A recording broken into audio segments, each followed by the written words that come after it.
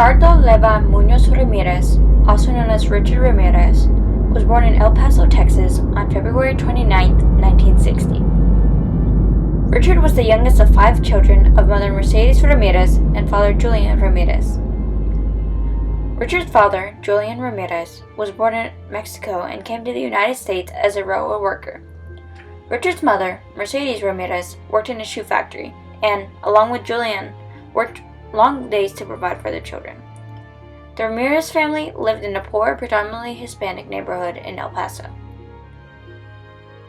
In 1959, during her pregnancy with Richard, Mercedes was working in a shoe factory where she would mix pigments and chemicals used on the shoes. Some of the chemicals she was mixing were benzene, xylene, and toluene, and unfortunately, in that era, no one knew about how toxic these chemicals were. Richard also had 2 major injuries to his head when he was a child. The first one was when he was 2 years old and a dresser fell on his head. Richard was knocked unconscious for about 15 minutes, and he had to also receive 30 stitches. The second incident was when he was 5 and got hit in the head with a swing and got knocked unconscious for hours. When he was 6, Richard was diagnosed with temporal lobe epilepsy, and he would have many seizures in school. Richard eventually grew out of his epilepsy and was eventually considered to be a healthy kid, although he was still hyper and aggressive. When Richard was 12, he started to hang out with his cousin Mike more often. Mike served in the Vietnam War and would tell Richard stories about how he would torture and mutilate many Vietnamese women. Mike also showed Richard Polaroid pictures that went along with these horrific stories. Mike and Richard would also discuss Satanism and smoke marijuana together. I did start seeing something going wrong with Ricky Ramirez.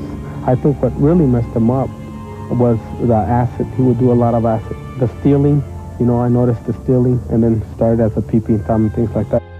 In order to keep up his drug addiction, Richard would commit crimes, which in turn made his parents distant from him. Mike murdered his wife, and Richard was present. Adolescence is the time of imprinting. It's when our very basic internal sexual structures are developed. By seeing a fusion of sexuality and violence, what happened to Ramirez is that 2 forces of life, which are usually kept apart, were fused forever. Sexuality underwent distortion, perversion, that reflected a kind of permanent restructuring of Ramirez's psyche. Richard's criminal record began in 1977, when he was put into juvenile detention for several minor crimes.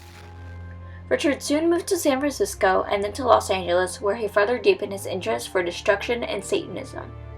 Richard's first known murder was committed on June 28, 1984. The victim of this crime was a 79-year-old woman named Jenny Vinco. Jenny was sexually assaulted, stabbed, and murdered during a burglary of her home. Richard's second killing occurred on March 17, 1985. During this crime, a woman named Maria Hernandez was attacked. Maria managed to escape, however, her roommate, Dale Okazaki, was murdered by Richard. That same evening, Richard shot and killed a woman named Sai Lian Yu. 10 days later, on March 27, 1984, Richard murdered a 64-year-old man named Vincent Zasada and his wife Maxine Zasada. The method in killing Richard used in this occasion would soon become a common thing for him. He first shot the husband and then assaulted the wife and stabbed her. This displays some sort of an Oedipus complex. Richard then repeated his infamous murder method in April 1985 on William and Lily Doi. Over the following 2 months, Richard killed another 12 victims and later drove to Los Angeles in a panic.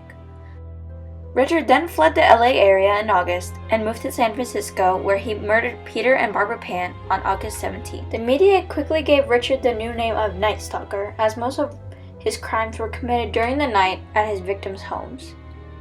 Richard's next and final attack was committed on August 24, 1985. In this crime, Richard stole a victim's car, but it was identified by the victim 4 days later. After appearing on television, the car was found with Richard's fingerprints inside. Because he already had a criminal record, police were able to finally capture Richard after a few men from the neighborhood Richard fled to started to beat him and kept him from stealing another car. Richard died from natural causes after more than 2 decades on death row at St. Quentin State Prison. He died on June 7, 2013 at Mara General Hospital. I didn't particularly care for people. A serial killer comes about by circumstances and like a recipe: poverty, drugs, child abuse. These things, contribute to a person's frustration and anger, and at some point in life, he explodes. Richard was never diagnosed with any psychological disorders. What was Richard's motive? To kill. That's it? To kill. It's as simple as that. As far as Satan is concerned, I believe in a malevolent being. His description eludes me, but I have felt powers that are evil. However, Richard does show signs of an apparent narcissist. An organized satanic cult. He elected not to do that. His grandiosity would not allow him to share his place with Satan, with others. He was something in his mind more special. I don't care about myself, really. No, I don't care about Knows what his happens to actions me. are wrong, I showing never did, characteristics of a conduct disorder. I'm not going to blame society, my race, or people, or anything. It is up to the individual like myself to keep on knocking on whatever door they want to get into.